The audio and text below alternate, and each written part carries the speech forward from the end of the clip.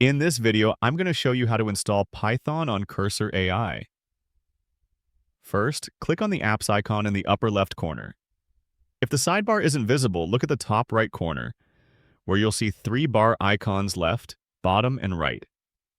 You can toggle the sidebar on from here so the apps icon appears. In the apps panel, you'll see three sections: installed apps, popular apps, and recommended apps. To install Python, go to the Popular Apps section and find Python in the list. Click Install on the right. A prompt will appear asking to trust the publisher. Click Trust and Install, and the installation will begin.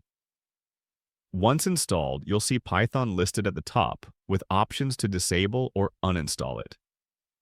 It's also set to auto-update by default. If you minimize the Installed Apps section, the count will update to show the newly installed app. Expanding it again will show Python along with its related components. And that's how to install Python on Cursor AI, quick and simple.